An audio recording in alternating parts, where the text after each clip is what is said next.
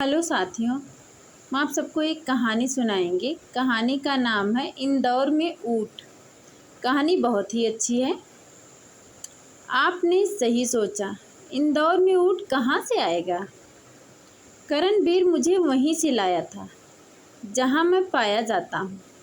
पिछले 7 महीनों से चित्तौड़गढ़ घूमने आने वाले बहुत कम हो गए हैं। इक्का दुक्का लोग आते हैं, उनसे 20 गुना तो हम ऊँट और ऊँट वाले होते हैं। ऐसे में पैसे देकर ऊँट की सवारी कौन करता। गनीमत थी कि किसी घूमने आने वाले ने ऊँट वाले से ये नहीं कहा, तुमने हमें देखा है, लाओ 10 रुपये निकालो। वहाँ कुछ और दिन रहते तो भूखे मर जाते। इसलिए करणवीर मुझे लेकर इंदौर आ गया। सड़क सड़क आना पड़ा, बड़ा मुश्किल सफ़र रहा। कभी लगता करणवीर मुझे लेकर चल रहा है, कभी लगता मैं करणवीर को लेकर चल रहा हूँ। आपने इंदौर का राजवाड़ा देखा है ना। करणवीर और मैं अब वहीं मंडराते रहते हैं। दिन भर में थोड़ा बहुत काम मिल ही जाता है। बहुत से लोग हमारी तरह बल बल करते हुए चबाते रहते हैं।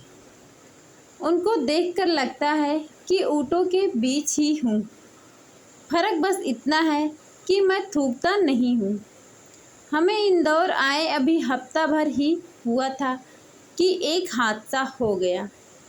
एक बच्चा अपने बाप से जिद करने लगा कि ऊँट पर बैठना है।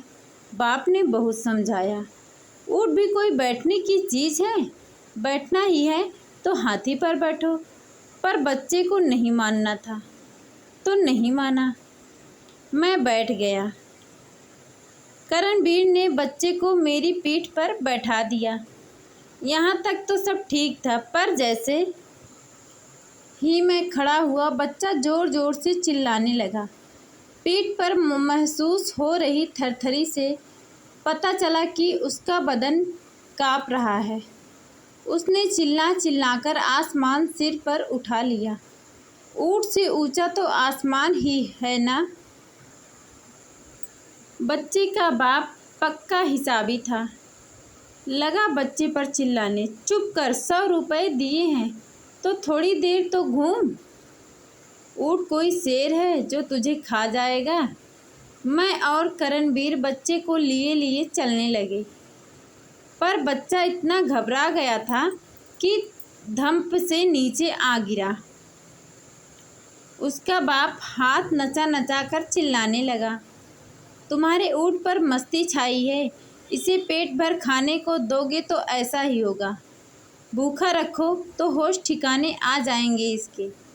मुझे तो समझ ही नहीं आया कि बच्चे के गिरने से मेरे खाने का क्या संबंध है। करणवीर उससे माफ़ी मांगता रहा। उसके लिए 100 रुपये भी लौटा दिए, पर वह चिल्लाता ही रहा। पुलिस आई और हमको थाने ले गई। सिपाही थाने के बाहर एक खाली जगह बताकर बोला, यहाँ बैठ जाओ, भागने की कोशिश मत करना। कानून के पाँव भी बहुत लंबे हैं। हमें हिदायत देकर वह थाने के अंदर चला गया। हम वहीं बैठे रहे। इसी बीच करीब से गुजरते 2 बच्चे हमारे पास आए। दोनों ने मुझ पर हाथ फेरा। एक बच्चा मुझे केला खिलाने की कोशिश करने लगा। करणवीर उसके हाथ से केला लेते हुए बोला, इसकी सूर थोड़ी है जो तुम्हारे हाथ से खा लेगा। एक बच्चे ने मेरे खाने के लिए बिस्किट दिए। करणवीर ने केले और बिस्किट मुझे खिला दिए। शाम घिरने लगी थी। मुझे पता था कि करणवीर को भूख लगी होगी, पर हम बिना पुलिस वालों की अनुमति के कहीं जा नहीं सकते थे। 1 घंटे बाद एक मोटी मूँछों वाला सिपाही लड़खड़ाते हुए हमारे पास आया और बोला, हम तो सब खाते हैं, पर ऊँट क्या खाते हैं पता नहीं। जाओ भैया जाओ, ऊँट के लिए हवालात बन जाए तब आना। मैं इंदौर में ही हूँ, हम दोनों खुश हैं।